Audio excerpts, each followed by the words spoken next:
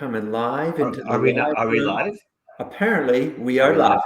To the Sales Slap podcast, where we hit you with the hard truths, bold strategies, and expert insights you need to master the art of selling. And who's leading the charge? Meet your hosts, Rick Denley, Simon Hares, and Scott Donald. Get ready for real talk, expert advice, and game-changing strategies. Because in sales, you don't just play, you slap. Let's dive in. Well, good morning, everyone. I am here with Scott, and unfortunately, Scott, somebody's missing today.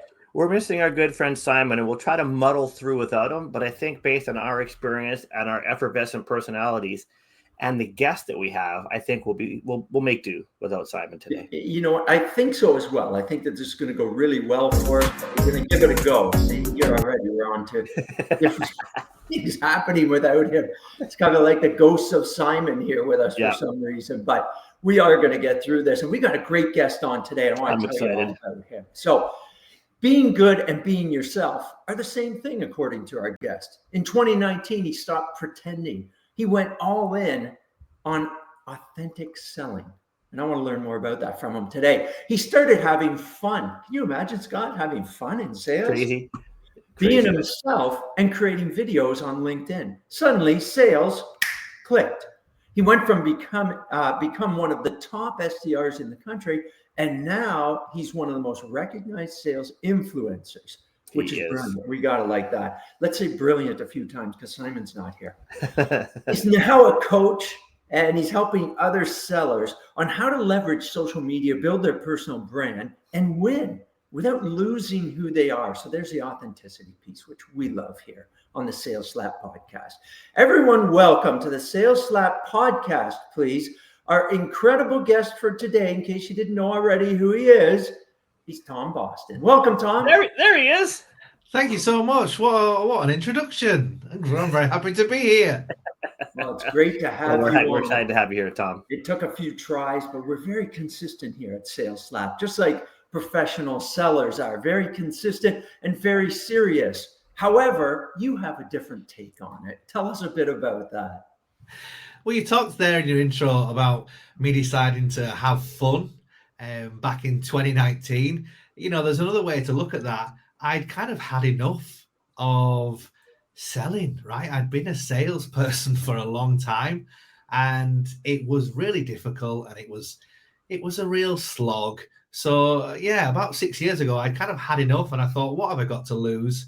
I might as well just be myself, try to have some fun, and see if it pays off. Now, luckily, that did seem to work for me, and I was able to leverage LinkedIn to connect with lots and lots of people. And suddenly, cold calls became a lot easier because people started to recognize my voice from the LinkedIn videos I was doing. Yeah. So yeah, that was me having fun with selling. So Tom, I'm curious. I'm on your LinkedIn profile right now, and there seems to be a theme around fun. And I'm just checking here, trying to see when we actually haven't connected. Where I'm following you, but we're not connections. But so what I'm wondering is, first of all, if I send you a connection request, will you accept it? That's my first question. Yes, I mean it's rude. It's rude that I haven't. And no, I haven't asked you yet. Okay. Well, when you do, I will definitely think about it. No, of course I will. Wait a minute, because this is a great lead-in, and I want to share this with the audience right now. And Tom, you posted this recently, okay? And we'll let the audience take a little view of this for a moment. And what is this all about? What was the intent here? Yeah, so I know from creating content on LinkedIn for such a long time that anything to do with bad outreach tends to do quite well on the platform. And memes are doing very well on LinkedIn at the moment. So I think this combines those two things, right?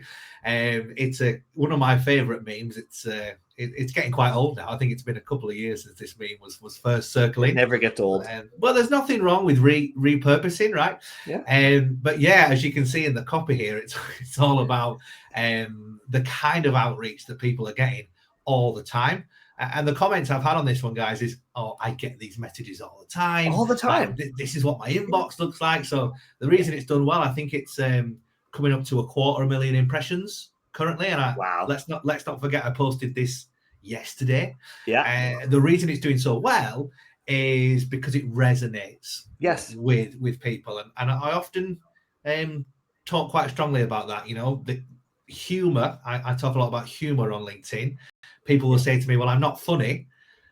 My response is, well, you don't have to be funny. You just have to resonate. You just have to resonate with your audience, and those two things can kind of resonate. Okay, so it's not becoming a comedian per se, but it's resonating with people. Now, is this a generational thing? I mean, is it, the boomers are on their way out. You got us as Xers right now in here, at least myself. Is this, are we too serious? Is the younger generation more fun? Yeah, it's an interesting one, right? I'm a millennial, and I try not to get the camera too close so that people can't see the wrinkles. But I do believe that certainly the new generation that's coming up, Gen Z that we're seeing now, taking these sales roles, they are more open to having fun, and they do look at social media as a place to enjoy themselves because that's all they've ever known. Whereas the people who've been on LinkedIn for 15 years are still kind of stuck with, well, it didn't always used to be like this. There wasn't silly memes, and there wasn't jokes, and there wasn't this, But LinkedIn's changed, and the people who are winning right now are the people who are embracing that.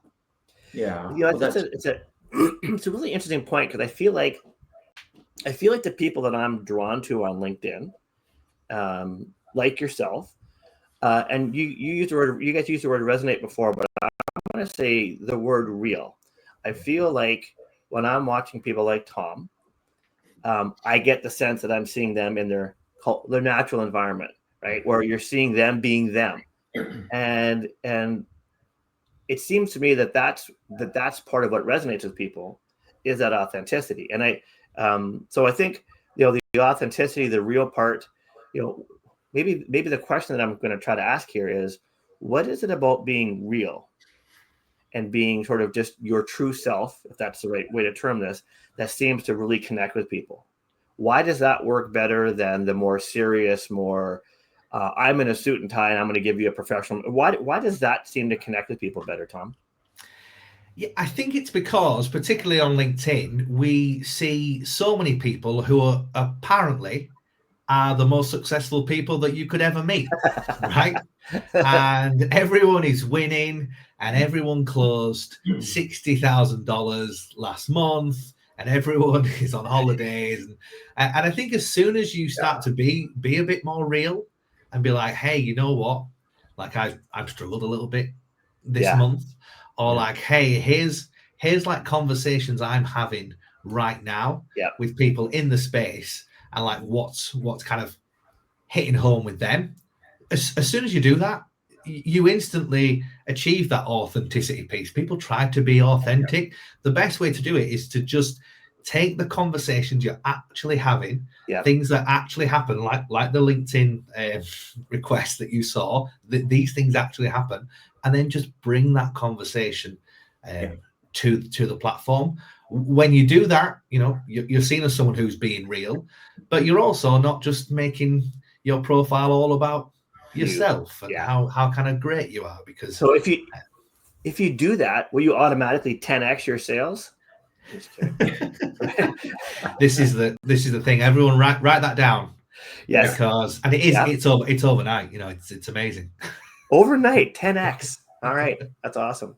Well, that's great. But I think, isn't it also, I mean, when it comes right down to it, it goes back to this relationship piece. And I'm not trying to get too serious with it here, but if you're being authentic, and we still know that people buy from people and that relationships are so important in selling, then isn't that helping to build that trust? Because I'm coming at you authentically, not as an AI robot, not as somebody trained in a specific sales process, but I'm just being myself.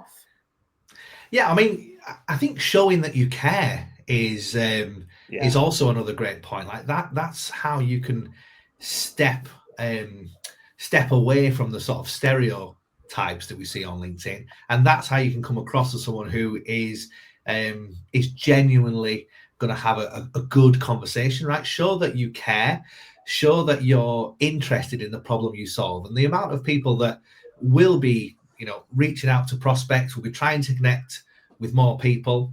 And if you actually look at their content, there's that disparity. You go, well, actually, you don't seem to be creating content about the problem that you solve. You don't seem to really care. You just seem to be creating content about yourself, or maybe something that's more kind of self-involved. So I always kind of lead with that. Speaking directly to sellers now, if your content doesn't echo and mirror the sales emails that you're sending out, like if the problem that you claim to solve, if you're not starting conversations about that, you lose that credibility, because you kind of, okay, well, it's clearly just another person who's got just another quarter who's trying to hit that. The way that you stand out and be different is to actually have an opinion and show that you care. Wow, that's authenticity, isn't it? It's kind of like this social dating, I guess, where if you put one picture up there of yourself from 20 years ago, and then you show up for the coffee with the date and you look totally different, they go, well, hang on a minute, that's not, that's disingenuous. That's not authentic. That's Are you telling me that I should stop doing that? I listen, I keep telling my wife, and we've been married for 35 years, that I'm going to update my elite singles profile, which usually gets the eye roll and other comments, which I can't repeat on here to our millions of followers. But speaking of millions of followers, and don't worry, honey, I'm not updating my profile. On elite. Yeah, okay. I've actually been thinking about making a platform that's like mediocre singles, because everyone can't be elite, and some of us are just mediocre. Yeah. So everything can't be important and rushed. And I'll let you know how that goes. So we don't have millions of followers, but Tom, you recently hit 75,000 followers. Yeah. So clearly this notion of being real and authentic and making sales fun is important, and I've always loved it. One of the things that I'm curious about is, like, we've all been through the trenches of being in sales, and not everyone makes it, and some leave the profession, and this is sort of part of what I'm motivated about, is attracting people to the profession and giving them the tools that they need. And we'll talk about your work at MySalesCoach in a minute. Was there like an event or a series of events that helped you come to this aha moment or revelation that says, you know what, if I'm going to do this, it has to be fun? How did you kind of, and part of why I'm asking is I feel like what a lot of us do in sales is that we kind of keep doing the same thing and plow head down and just I need to do more of what I'm doing. And part of what I think makes you as successful as you are, and is just that you had the aha moment, and obviously you stepped back and thought about it. So was that a series of events? Was it a one-time thing? Like how'd that come about? Yeah, well, I guess it all started probably 2019. It was my third SDR role in 3 years. So because I'd moved up and down the country, I changed a few things. We had a baby. We moved from London up to the north, and then back down to London. We kind of yo-yoed around, and I was kind of panicking a little bit. I was in my early 30s, and as an SDR, that's kind of old, right? Especially in London, a lot of the team that were joining, they were early 20s, and my colleague used to remind me, there's a decade between you and the new starters. There's a whole decade, and I kind of thought to myself, I don't want to be an SDR forever, and this is my chance to make that move. To create something, to build something, and to move away from the outbound SDR role. So that was one of the triggers, really. It was I've been there, done that, and I don't want to fail. I don't want to have to do the role for another 2 or 3 years. I was like, this is my time to get it right. So that was a motivation. And I like that, because that takes courage. And I always talk about courage and being bold and taking those steps and not waiting. There's nobody that I've ever met that said, boy, I wish I'd done that later. Everybody wishes they'd done it sooner. And, I talk on change and reinvention, and it's so important to take those bold steps now. Chances are, for most people, you're not going to die. So you have to go out and actually do it, because, what's much worse than failure? Regret. and you don't want to be regretful. And if Sure. people are out there saying, you know, I don't feel like I'm selling as the person that I am, maybe I'm being a bit disingenuous to myself, and that comes across. The other thing that we know is that when you're not acting as yourself, it's exhausting. It being somebody else and putting on that mask every morning for their 8 hours plus a day is exhausting. And that's not what we want people to do. You found a way to bring your authentic self and your passion along with the purpose together. And it's working out fabulous, correct? Well, I think so. It seems to be working, right? I always tell the story that, you know, when I was about 8 months into building my personal brand, I started to get inbound inquiries, and I remember thinking, as an outbound seller, I've cracked the code, right? I've found the golden goose, whatever it might be. I've managed to find a way to have my outbound process over here. And then it got to a stage where I would have like a steady stream of inbound inquiries. And then for me, that was, okay, this is working. This is something that is clearly working for me. That's cool. So yeah, I like to think it was successful. Yeah. Well, and it's good too, because we know that you're a different generation than, say, Scott and myself. Sorry, Scott. Really? Do you think so? Well, pretty much. And then it's funny to hear you say, well, I turned 30 and oh my God, I had to make a change. Well, I want to let people know that you can change at any age, considering Scott's 2 decades older than you. Hold on, Rick, you're older than I am. And the fact is, and the point is that people can be changing and reinventing themselves at any age going forward. And that's what I want to encourage here as well. Whether you're in your 20s, your 30s, and so on, if you want to get back to the center of being yourself and selling as a person that you are, that'll make a world of difference for you. And you mentioned it earlier, Tom. People feel that, don't they? And I think that when people connect that way, they can also open up. And all of a sudden, that major factor in sales is accomplished, which is trust. And once you gain people's trust, it's not selling anymore. It's just helping them get what they need to continue on. And that's a big part of trust. So I love that. Let me ask you a question, Tom, then. And you know, from the leadership standpoint, which I always like to talk about on a regular basis, how can leaders help people understand that it's okay to bring their genuine self to work every day, to be a seller in their own skin? What are ways that leaders can do that? And I'll say, stay professional. Yeah, there's often a panic with leaders, right? That we don't want to set the sales team loose. You know, just speak to the customer like you would speak to your friends in the pub, because that can be kind of dangerous, right? But what I would say is you have to lean into what makes you you. And you know, I've got this unique way of speaking my accent. I'm from the north of England, and I remember all those years ago starting to sell in London, and people didn't sound like me, right? They had a more eloquent way of speaking, let's say, right? These kind of CEOs. So rather than me trying to speak like a CEO, I just leaned into, you know, my way of talking. I didn't try to sound clever. Right. I was always good at making people smile, so I'd always use humor. And like that really worked for me, because suddenly they were like, well, here's someone who's not trying to sell me some BS and trying to mimic my actions and be a CEO. Here's a guy who's just being himself, and he's kind of bringing his real self into the conversation. So yeah, I would say to any leader, like, you have to inspire your team to do that. And I used to work with a seller, and she was like really blunt in real life, and she would be really blunt to the prospects, right? I heard her say once, so are you going to buy this thing or what, right? And that was on the first call, and I was at the other side of the room going, I would never say that. But I was working on a team where that was encouraged, right? You know, Tom likes to make people smile, so that's what he's going to do.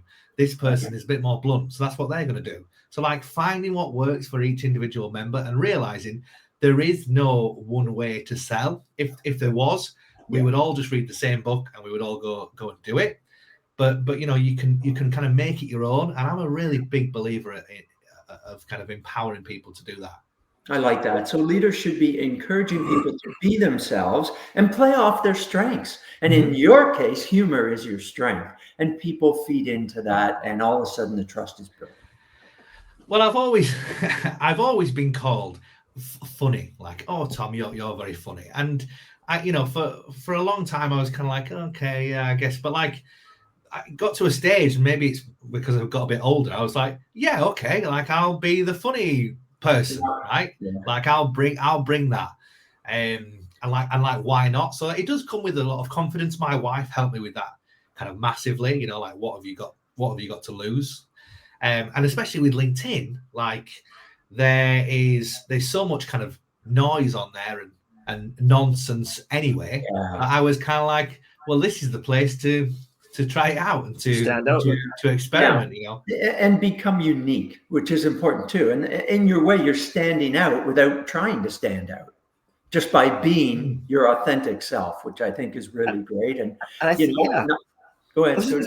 I was just gonna say, I think that this, I think we're driving this point home, and hopefully people are listening or paying attention to Tom as someone who's really leaned into this. Because I feel like, and there's going to be a segue here, but I feel like my experience with salespeople, and I'm slightly older than Tom and about the same age as Rick, that I think a lot of salespeople struggle because they put on a sales hat or a sales mask, as Rick mentioned earlier.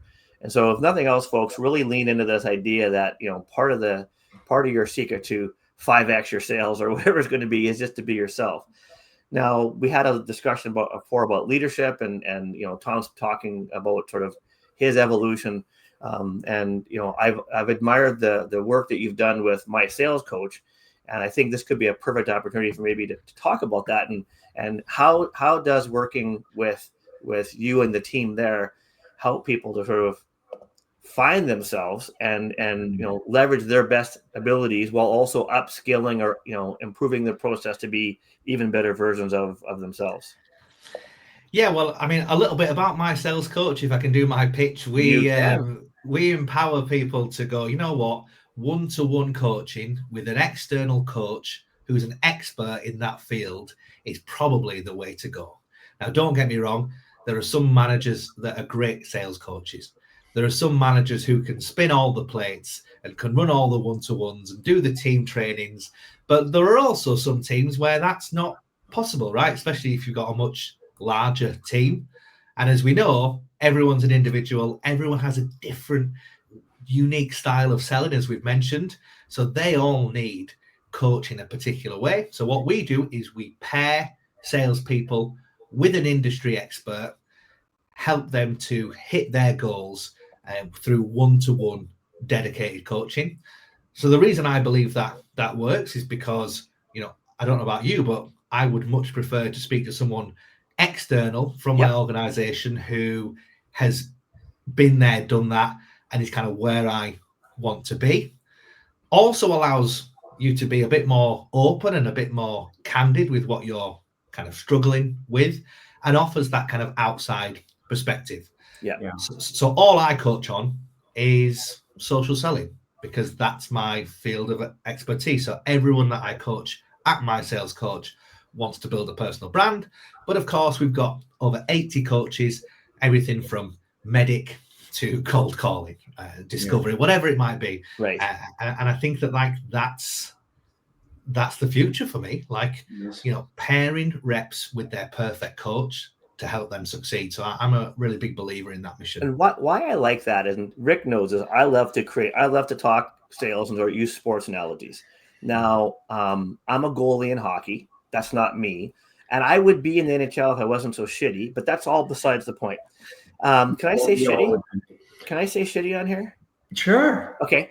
But what's interesting about, and I want to just maybe echo the point that, so I've done some coaching in the past, and people will say that part of the advantage of it is not just because I'm experienced or super handsome, but because it's that outside laugh track.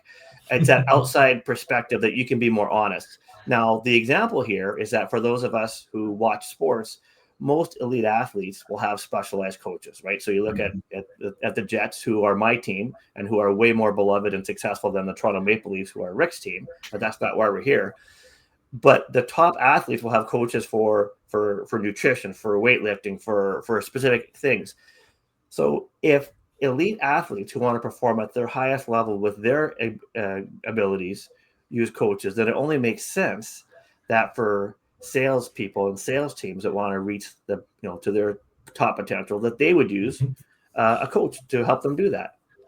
Yeah. And also, the coach isn't out on the ice, right? The coach isn't playing. Whereas I'm working and speaking to sales teams who are going, well, actually, coaching's my responsibility, but I'm also carrying a quota, right? I'm also leading a team, and I'm kind of going, well, how can you possibly manage that? So we kind of take that off the plates of and what I like about that from a leadership standpoint, Tom, is that, these are leaders that are humble, that are realizing maybe I'm not the best. Because in Scott's analogy, there's a head coach of the team, but that doesn't make them the best coach for whichever specific area. If it's baseball, pitchers.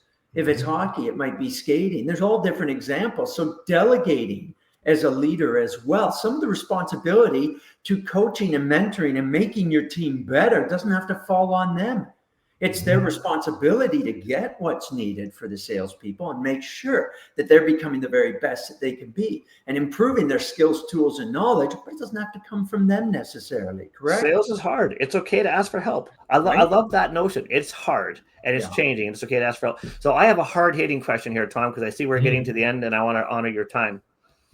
For people who are listening, what kind of biscuits would you recommend? What is your favorite go-to biscuit when you need a pick-me-up? Very important question. Yeah, I know. People, get your pens out. Well, I like talking about biscuits on LinkedIn. I know you do. You do. I don't know why. Firstly, a lot of people get angry with me. They start saying that's not a biscuit, that's a cookie. Which controversy. Depends where you're from. People start saying, what is a biscuit? But obviously here in the UK, like we love a biscuit with a cuppa. And for me, it's always been the custard cream. It's very inexpensive. It's often the bottom of the list for people, but I've loved them for many years. And I did a post about this recently, biscuits are like a part of my personal brand, but it's because they're a big part of my life. Tom, can you get that on the banner? The custard cream? I want people to take that away from this. You want that? Okay. Well, because you know what? I think that some people might go, authenticity, fun, real, blah, blah, blah. But I think the custard cream might be the thing that drives this thing home. That's just I don't know. There you go, Scott. You happy with that? I feel that in my heart. Okay. Well, I say, as well as posting about the problem that you solve, you need to post about what you love. There's no better way to come across as authentic than just talk about something that you love. And my wife will tell you one of my favorite things to do is to sit down, do nothing, and eat some biscuits, right? So the reason I like bringing that to LinkedIn is because I get to connect with people who also agree with that, and they just get a little snippet into my real life. It's funny because you're sharing outwardly, which is great, with people, and also there's a connection on a different level, and you have something else to talk about, like we just did that Scott brought up. For us, a lot of times, Scott, it's about our dogs, isn't it? More people are interested in Duffy, your dog. And then we've got Artie, which is Simon's dog. And if I didn't post something with Rusty in it recently, people keep bothering me. It's a great point though, right? So, to further reinforce the idea of connection and authenticity, I met somebody a couple of weeks ago who I've known in Winnipeg for a bit, and I know she has a dog, and Duffy's actually my son's dog. So we get to watch Duffy during the day when he's at work. And we met at a park and we went for a dog walk, and we spent half the time talking dogs, but half the time talking business. And we both thought this is awesome. And I had this idea that maybe this is something that, maybe like a networking thing around people walking dogs. And then I saw something that Simon posted about someone who actually they connected at a local event where people walked dogs. So I'm going to bring this right back to Tom's post or Tom's point about, you're going to connect on something. You're going to connect on real. You're going to connect on the controversy of what's a biscuit and what's a cookie. You're going to connect on the fact that you're dog lovers. Yeah. I know, and you know what? I know that Tom's listen, I've been following Tom for a couple of years, 75,000 followers. Yeah, we love it. I'm gonna end this with some controversy. I think Tom's a cat person, if I remember correctly, and I think he may be the first cat person we've had on the podcast. Oh, well, that's it. Then we got to go. Our time's up. I've your